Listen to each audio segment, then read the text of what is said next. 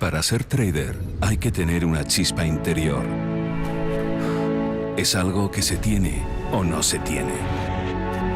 Es algo que se siente. IG vive el trading. Hola. Hola otra vez. ¿Qué tal? ¿Estamos? ¿Sí? Vale. Lo primero que tengo que hacer es darles las gracias. Yo pensaba que con el poco tiempo que hemos tenido para comer iba a haber que suspender el partido por incomparecencia o algo así. Pero bueno, gracias por estar aquí. Vamos a ver algo sobre el RSI. Daniel antes comentó que vamos a ver divergencias sobre el RSI. Yo creo que eso es quizás sobresimplificar una herramienta tan potente como el RSI. Entonces vamos a intentar ver algo más. Aunque es verdad que en media hora el RSI daría para estar un par de días hablando. Entonces en media hora igual nos atropellamos un poco, pero con que nos queden conceptos básicos claros sobre los que luego podamos profundizar, me doy por satisfecho, ¿vale? Bueno, vamos a empezar.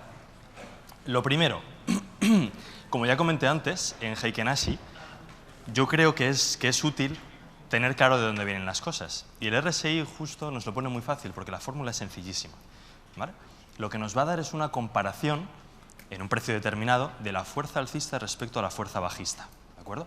Y entonces el RSI se estructura en dos fórmulas diferentes. La primera es la básica, la que está recuadrada en rojo, que esa es la que nos va a dar el gráfico del RSI, tal y como lo conocemos. 100 menos 100 partido 1 más FR.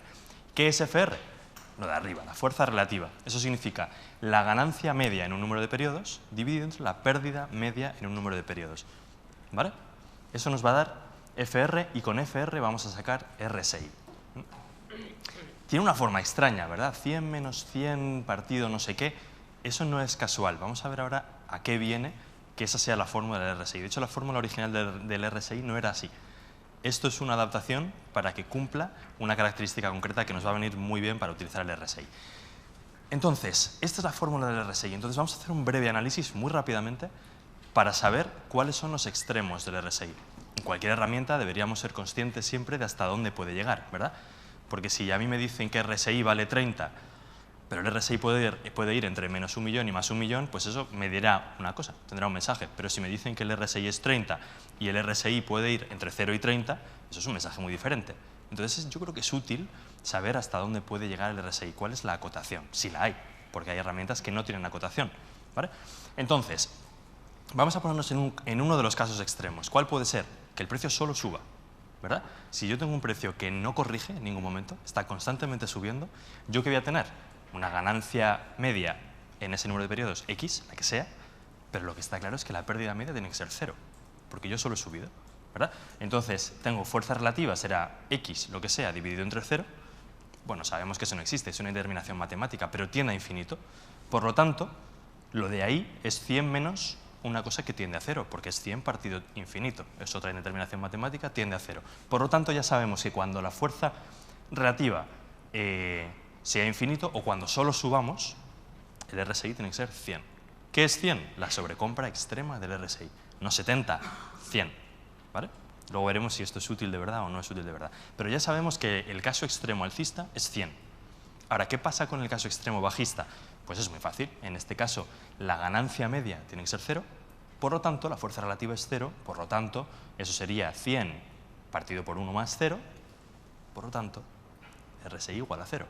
Entonces ya sabemos, de entrada, que el RSI puede oscilar entre 0 y 100.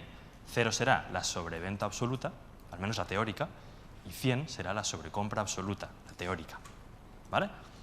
¿Y qué pasa cuando el precio es perfectamente lateral? No es una pregunta retórica, alguien que lo quiera comentar rápidamente. 50, es bastante intuitivo, pero además sabríamos que en un periodo de lateralidad pura, la ganancia media y la pérdida media tienen que ser iguales, porque el movimiento, digamos, central es 0. Por lo tanto, si eso es 1, 100 partido por 2, 50. 100 menos 50, 50. Entonces ya sabemos que 50 es el límite. Cuando pasemos por 50 estamos cambiando de un escenario bajista a un escenario alcista si subimos o al revés si bajamos. Perfecto, ya tenemos el RSI perfectamente acotado, al menos en sus niveles teóricos. Pues ahí lo tenemos. Esto no es un RSI de verdad, esto lo he pintado yo. Pero esa sería la idea. Si estoy por debajo de 50, soy bajista. Si estoy por encima de 50, soy alcista. Cuando pase por 50 hacia arriba, puedo comprar. Cuando pase por 50 hacia abajo, puedo vender. Puedo. Vamos a decir mejor podría vender. Quizá no es la mejor idea, ¿vale? ¿Por qué no es la mejor idea? Porque quizá hay otros momentos más útiles para comprar y vender, como pueden ser la sobreventa, que recordemos que estaba en 0, y la sobrecompra, que recordemos que estaba en 100. ¿Vale? Vamos a ver esto en un gráfico de verdad. Hemos visto la parte teórica, con algo pintado. Ahora, ¿esto se soporta o no se soporta? Pues vamos a verlo. Esto es el Eurostoxx. Y tenemos un RSI de 14, por ejemplo. Podríamos poner el valor que quisiésemos del RSI, depende de lo que busquemos, luego lo vamos a ver. Pero tenemos un valor de 14. ¿Qué pasa aquí?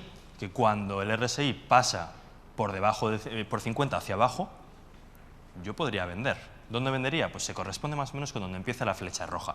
¿Cuándo recompraría? ¿Cuándo cerraría mis cortos? Cuando vuelva a pasar el RSI por encima de 50. En este caso parece que habría funcionado más o menos bien, ¿verdad? Yo habría sacado un cierto beneficio, estupendo, y luego hago lo contrario. En cuanto pase hacia arriba, compro hasta que vuelva a pasar por 50.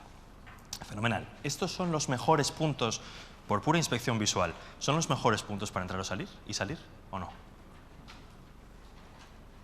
¿No? ¿O sí? No está mal, ¿no? Desde luego, no le vamos a buscar tres pies al gato. No está mal, pero si a mí me preguntan, yo preferiría entrar corto ahí y salir ahí, ¿no? Y entrar largo aquí y salir ahí, ¿verdad? Teóricamente, y esto lo habremos oído, la sobreventa está en 30 y la sobrecompra está en 70. ¿Vale? Eso es lo que hemos oído. ¿Tiene sentido o no? Lo dejo al juicio de cada uno. Personalmente yo creo que no, que es una interpretación demasiado simplista. Porque ahí, si nos fijamos, el hecho de que la sobrecompra esté en 70 no me aporta nada. Porque ahí cuando está tocando en sobrecompra no hay nada que sacar, no tengo ninguna enseñanza que sacar, ninguna señal, no puedo sacar nada de ahí. Y aquí abajo, pues 3/4 de lo mismo. Toca varias veces, no está muy claro. ¿Qué pasa? Que es que realmente la sobrecompra no está en 70 y la sobreventa no está en 30. ¿Vale? Esto es lo que hace la gente que no sabe. Nosotros tenemos que ir un poquito más allá. ¿Dónde está la sobrecompra real? Donde diga el precio. ¿Para qué me voy a complicar? Pues ya está. Si el precio en este caso me dice que la sobrecompra está cerca de 80 y que la sobreventa está cerca de 22, estupendo, yo le hago caso. Claro, podremos pensar, fantástico, ahí funciona, pero un mes más adelante igual ya no funciona para nada. Sí y no. Luego vamos a ver una diapositiva respecto a esto. ¿Vale? Pero en este caso, si yo entrase comprado en esta sobreventa y saliese vendido aquí o aquí, pues tendría una entrada francamente buena. Entraría casi en mínimos y saldría en máximos, o en un máximo parcial o en un máximo local. ¿Vale? Entonces ya vemos que podemos usar las sobrecompras y las sobreventas. De hecho, en muchas ocasiones nos van a dar mejores puntos de entrada que el cruce con el cero, pero tendremos que saber o tener muy claro cuál es la sobrecompra real o la sobreventa real. ¿Vale? ¿Qué más podemos ver en el RSI? Esto lo voy a ver muy rápido, si hay dudas luego lo vemos y si no, incluso en petit comité a la salida lo podemos analizar también. ¿Vale? ¿Qué son las divergencias? Las divergencias son una situación en la cual el precio y su indicador van, pues que cada uno apunta hacia un lado. ¿Vale? Esto lo podríamos asimilar a un coche. Un coche puede estar moviéndose hacia adelante, pero estar frenando, ¿verdad? Entonces, cuando el precio esté subiendo, por ejemplo, la velocidad del coche es positiva, es decir, yo avanzo. Pero esto me dice que tengo el freno pisado, con lo cual es cuestión de tiempo que yo me pare. Pues eso es exactamente el concepto de la divergencia. Cuando yo tengo unos máximos crecientes en el precio y máximos decrecientes en el RSI, lo que me está diciendo es que es cuestión de tiempo que el precio se gire para ponerse en sincronía con el RSI, que es quien manda en este caso. ¿Vale? Eso es una divergencia bajista. Y esto es una divergencia alcista. Parece un poco enrevesado, ¿verdad? Es alcista porque empieza una tendencia alcista. Y aquí es bajista porque empieza una tendencia bajista. ¿Vale?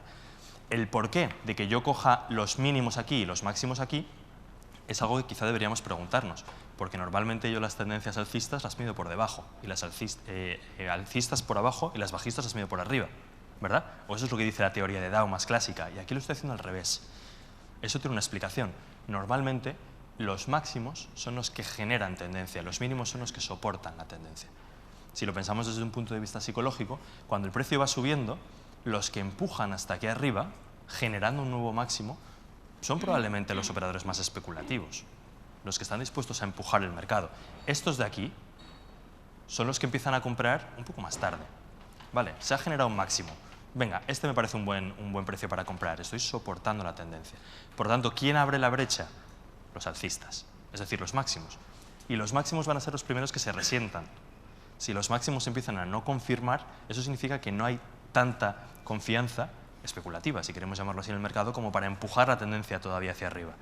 Y por eso, cuando eso empieza a fallar respecto a esto, es cuando deberíamos empezar a pensar que si unos no tiran, los otros no se lo creen. Porque estos de aquí se lo creen solo porque estos han empujado primero.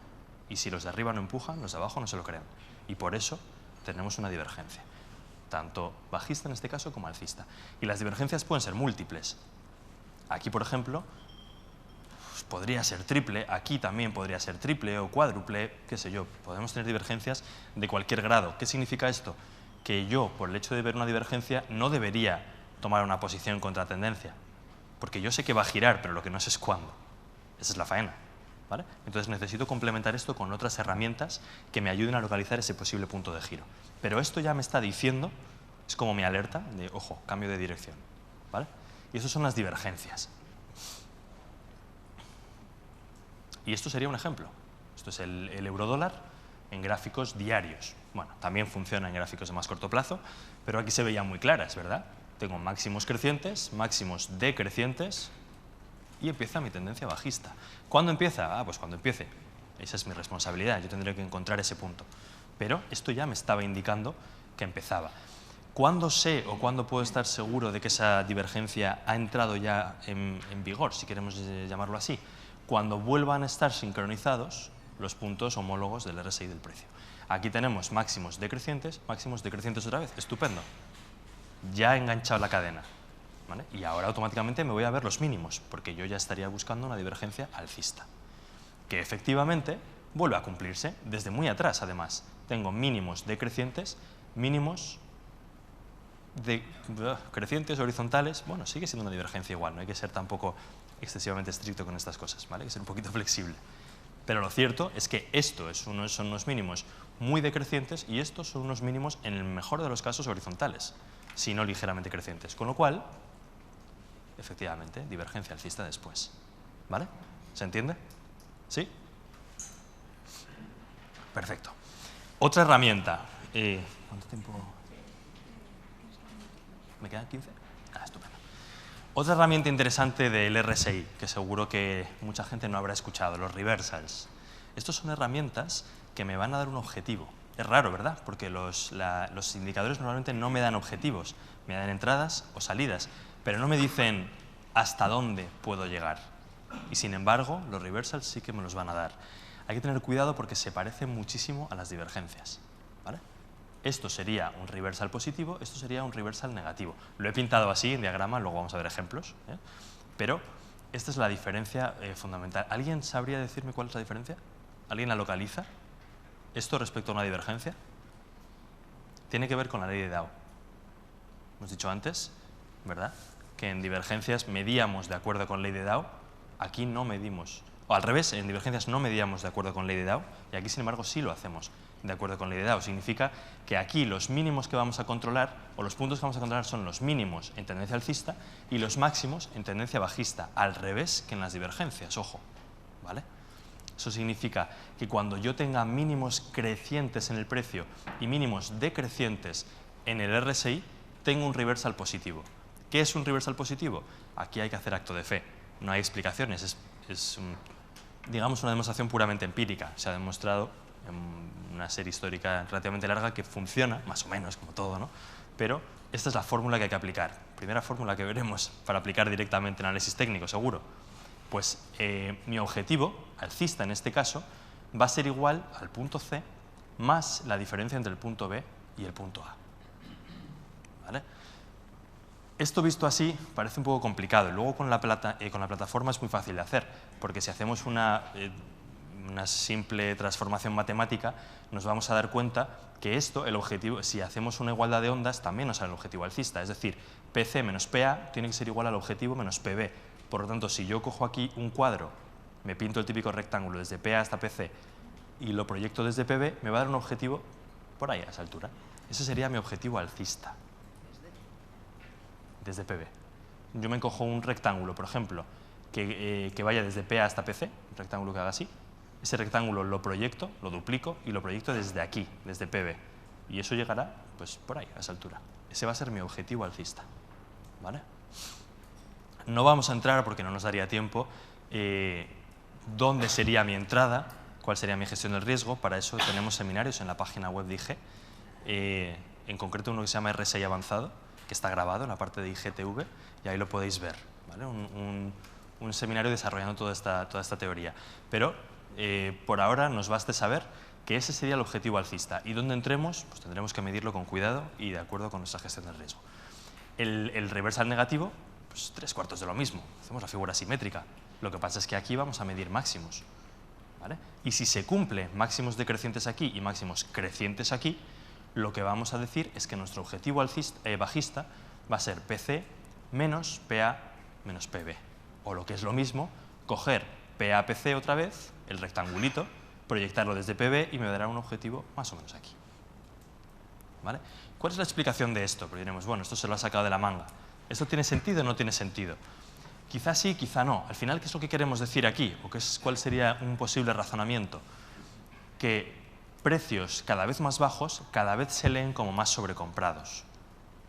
¿Esto qué podría ser? Podría ser que el mercado o los inversores tengan una sensación tan alcista o digamos tan bajista en este caso del mercado, que por poquito que suba me lo van a leer como demasiado sobrecomprado, muy sobrecomprado, ¿verdad? Hacemos un nuevo máximo y la sobrecompra es tremenda comparada con la anterior, ¿vale?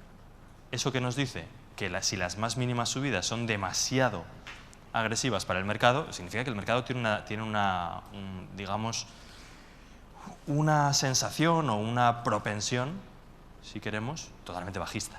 Y por eso vamos a buscar un objetivo bajista en este caso. ¿Se entiende? No se entiende nada, pero bueno, yo creo que nos baste con saber que esto es así y luego para más detalles, insisto, pueden verlo en el seminario grabado en nuestra página web, ¿vale? Esto es una herramienta francamente útil. Aquí, por ejemplo, tendríamos un modelo.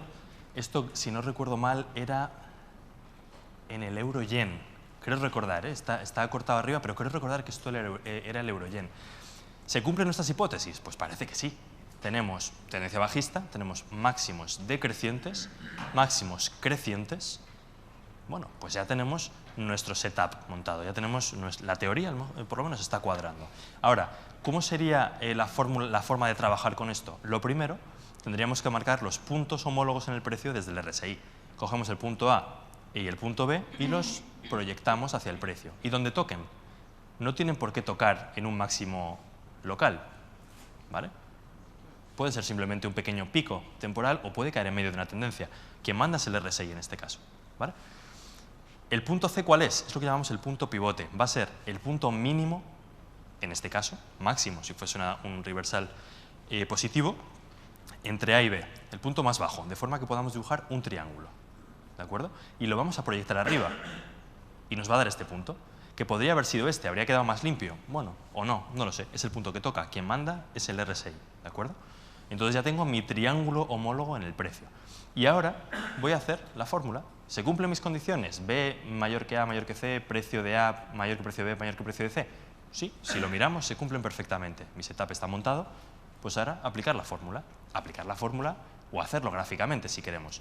Este rectángulo de aquí, no este obedece a otra cosa que ahora vamos a explicar. Este rectángulo de aquí lo proyecto desde aquí y al final voy a tener ese objetivo. Y se alcanzó. Vaya que sí se alcanzó. Perfectamente. ¿Cuál es este otro rectángulo que vemos aquí? Pues que en los casos en los cuales el punto pivote no coincida exactamente con un mínimo local, podemos, como medida adicional de fiabilidad, intentar buscar igualdad de ondas o algún tipo de relación de Fibonacci, ¿vale? Y en este caso tenemos que esta onda, esto podría ser una AB, CD, por ejemplo, esta onda de aquí, si la proyectamos desde este máximo local, va a ir, o el objetivo que nos va a dar va a ser exactamente igual que el objetivo del reversal negativo, exactamente igual, ¿vale? Pero esto solo se puede hacer cuando el punto pivote no sea el mínimo, si no, por fuerza tiene que coincidir, claro, porque es que el reversal se basa precisamente en hacer la proyección. Pero en este caso que no coincide, es curioso que el objetivo de reversal va a ser exactamente igual que el objetivo de una igualdad de ondas. Bueno, pues esto sería un reversal negativo, ¿vale? Y la jugada para un caso alcista sería exactamente igual, tal y como hemos visto antes. ¿Vale? Sí.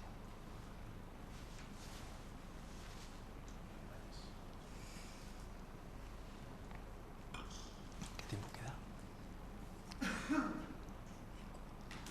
Me quedan 5 minutos, voy a correr un poco. ¿Vale? Sobrecompras y sobreventas. Esto que parece un árbol de Navidad no es un árbol de Navidad, es un estudio de sobrecompras y sobreventas históricas en función del escenario. ¿Qué significa esto? Significa que igual que antes hemos tirado una línea de sobrecompra al máximo que llegaba el RSI y una de sobreventa al mínimo que llegaba el RSI, si yo miro eso en un precio histórico, esto es el Nikkei, si yo miro esto en un precio histórico y comparo cuáles son los niveles de sobrecompra y sobreventa en fases bajistas y en fases alcistas, eso me va a dar una pista de cuáles van a ser los futuros niveles de sobrecompra y sobreventa, porque se suelen respetar, es curioso, pero se respetan bastante bien. Entonces, ¿aquí qué tendría? Las líneas azules marcan los niveles de sobrecompra y sobreventa en fase bajista y vemos que efectivamente se están respetando bastante bien, ¿o no? No es el 70 que nos han contado, ni muchísimo menos, es, ¿cuál es? ¿Qué puede ser esto? ¿Un 56 y pico? Bueno, pues un 56 y pico y ya está. Pero ese es el de verdad, no el 70. ¿El 70 qué es? Depende del parámetro, depende del producto, depende de muchas cosas. Este es el de verdad, porque me lo ha demostrado la historia. Yo veo que ese es el nivel real de sobrecompra. Y lo mismo con el de sobreventa. ¿Vale? Entonces yo tengo mi escenario bajista perfectamente acotado. Y yo sé que en cuanto empiece a haber agentes extraños, que ya no se adaptan tan bien a mi marco de RSI bajista, quizá el escenario está cambiando. Y de hecho, efectivamente, así ha sido en el Nikkei. ¿Verdad? Aquí empezamos a ver una salida de tono totalmente fuera de los niveles de sobrecompra habituales de una fase bajista, que suelen estar más bajos que los de la fase alcista, lógicamente, y eso es una primera indicación de que hay mucha potencia o mucha capacidad compradora en el mercado, ¿verdad? Pues eso es una primera pista. La segunda, ¿cuál es? Que ya no están cayendo hasta aquí abajo, están empezando a caer a unos niveles que ya habíamos visto antes también, ¿vale? En correcciones alcistas fuertes también los estábamos viendo. Pues parece que este empieza a ser nuestro nuevo nivel de sobreventa y ese podría empezar a ser nuestro nuevo nivel de sobrecompra. ¿Qué es lo que me dice esto? Que estamos entrando en una fase alcista. De hecho, aquí, si tirásemos nuestra línea de tendencia, desde aquí hasta aquí, que es la más horizontal que podemos dibujar, vamos a ver que efectivamente se rompió. ¿Se rompió cuándo? Se rompió probablemente en esta zona de aquí, que es cuando rompemos, o el RSI rompe a la zona típica de sobrecompra de fases bajistas. ¿Sí? Y efectivamente, doble suelo, rompemos aquí el breakout, encima estamos en un escenario por los niveles del RSI claramente diferente al anterior, pues blanco y en botella. Otra cosa es cuando queramos entrar, eso habrá que pensarlo. Pero lo que está claro es que estamos viendo un cambio de escenario, ¿vale?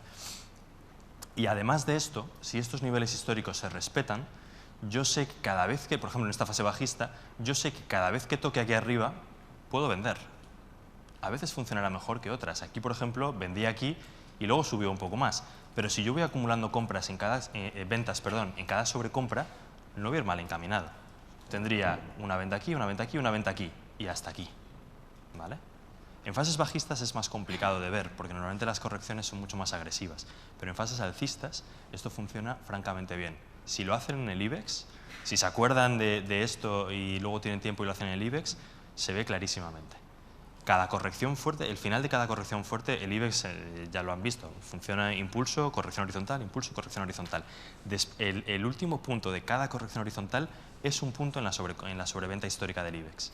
Y es un punto en el cual, si lo hubiésemos sabido, podríamos haber entrado comprados sin ningún problema. ¿Vale? Entonces, esto merece la pena estudiarlo, porque se suele respetar bastante bien los niveles anteriores. Parámetros, tendremos que hablar de parámetros, porque claro, no es lo mismo poner un RSI de 14, que es el que viene por defecto, que poner un RSI de 60 o de 120, como tengo yo ahí. Claramente hay una diferencia abismal. Y de hecho esto es la demostración perfecta de que el 30 y el 70 no valen para nada. ¿Aquí pueden valer? Pues quizá pueden valer. ¿Aquí pueden valer? Pues quizá, pero ya no tanto. Y aquí, y si yo quiero subir el parámetro, ¿qué pasa? Que el 30 y el 70 ya no me valen absolutamente para nada. Tendré que buscar otros niveles, que son los reales, no los teóricos. Un 30 y un 70 al final solo es un 70% de subida, un 30% de subida. ¿Vale? Pero esto, o bueno, lo que hemos visto antes, eso sí es real. Eso es lo que ha marcado el precio. Entonces, ¿de qué va a depender que yo use este parámetro o este? Depende de para qué. Pero realmente me da igual, eso es lo bueno del RSI. Porque si yo uso este parámetro, mis niveles típicos de sobrecompra y sobreventa serán unos, y si yo uso este, serán otros. No me importa, lo puedo adaptar. Todo sea que luego tengo que ser coherente con esos niveles. Porque si yo estoy usando el de 30, por ejemplo, y tengo mis niveles de sobrecompra y sobreventa marcados en unos niveles concretos, y luego me cambio a otro time frame o a otro parámetro del RSI, eso ya no funciona. ¿Vale? Pero lo bueno es que me da exactamente igual. Porque soy yo el que está marcando cuándo hay una sobrecompra y cuándo hay una sobreventa en función del histórico del precio. ¿Vale? Y dicho esto, en general, si yo voy a operar a muy corto plazo, igual me interese más irme a un parámetro más corto. Porque es lógico, al final, el parámetro lo que mide es cuántas barras del precio estoy usando. Si yo quiero hacer una operación en 2-3 minutos de tiempo, o digamos en gráficos de 2 minutos y que me dure 1 hora, pues podré usar un parámetro concreto, pero igual no tiene sentido que use 120, igual tendré que usar 5 o tendré que usar 10 o lo que sea. Porque al final, si yo quiero estar media hora en el mercado y uso un parámetro de 120, estoy comparando con un histórico que no me dice nada. Porque estoy mirando un plazo tan corto que lo que pasó hace 4 horas puede ser un mundo diferente. Entonces tenemos que ser coherentes con eso. ¿Vale? Eso sí lo queremos usar de la forma habitual. Si lo queremos usar como yo lo estaba explicando, me da igual el parámetro que ponga. De hecho, mi forma de elegir el parámetro es tan, ¿cómo llamarlo para que parezca un poco profesional? No puede ser profesional, es cutre. Porque yo elijo el que más me gusta, en el que veo más claros los picos, en el que veo una tendencia más clara, en el que veo que se marca más claramente las sobrecompras y las sobreventas. Yo lo elijo. Si puedo elegirlo, pues me lo voy a poner lo más fácil posible. La clave es que luego todo sea coherente con eso. ¿Vale? ¿Cuánto tiempo queda? ¿Un par de minutos me dejáis? Vale. Me han dejado un par de minutos, vamos a ver esto rápido. Y luego si hay preguntas las vemos después. Podemos aplicar también, como en cualquier indicador, pero en el RSI se presta especialmente, indicadores. Por ejemplo, en el estocástico tenemos la señal, es decir, la señal del propio estocástico, y luego tenemos una señal, una media, y en los cruces es donde yo voy a ver las operaciones, ¿verdad? Pues aquí podría hacer lo mismo. Tengo mi RSI y yo tengo una media, le puedo dibujar una media y donde se cruce voy a ir haciendo mis operaciones de compra y de venta. Puedo hacerlo perfectamente, ¿vale? Sin ningún problema. Esperemos un segundo, lo vemos después, si le parece bien, porque si no nos quedamos sin tiempo. No lo sé, no me acuerdo, da igual. Hay que poner una a la que nos guste. Analizamos el histórico y vemos cuál se adapta bien, que no esté muy cerca ni muy separada, y ya está. Sí, es todo muy experimental este asunto, ¿no? No tiene mucho más secreto, ¿vale? Y luego, muy rápidamente, esto es un poquito más raro, pero también puede ser útil, aplicarle, por ejemplo, un Bollinger al RSI. El RSI decíamos que era la comparación entre la fuerza alcista y la bajista. De alguna forma es la inercia del precio. Es como la aceleración, ¿no? Hablábamos del pedal de freno. O piso el pedal de freno o piso el acelerador. Pues si yo, en vez de comparar el RSI con unos niveles estándar, lo comparo con sí mismo, consigo mismo, ¿vale? Lo que puedo estar viendo es, bueno, ¿hasta dónde puede llegar el RSI? A mí me da igual si está en 20, si está en 40, pero en función de cómo ha estado desarrollándose y en función de la volatilidad típica de cualquier elemento estadístico, ¿hasta dónde puede llegar? Pues lo más normal es que cuando llegue a este extremo de la banda de Bollinger rebote hasta el otro y así sucesivamente. Y eso me puede dar unos niveles de venta, de compra en este caso o de venta en este, francamente buenos. No usándolo solo con esto, combinándolo con más cosas, pero puede ser muy bueno. En concreto, si vemos un doble rebote es una señal mucho más fiable. Si vemos un rebote simple, puede ser una buena señal, pero si vemos lo que se llama fallo, un failure, un doble rebote, o sea, un ataque, un segundo ataque fallido que no llega y un rebote, eso es una muy buena señal de compra en este caso o de venta en este. ¿Vale? Ya está, no nos da ni para preguntas, pero estaré luego ahí por si alguien se quedó con alguna duda para verlo, ¿de acuerdo? Muy bien, muchísimas gracias.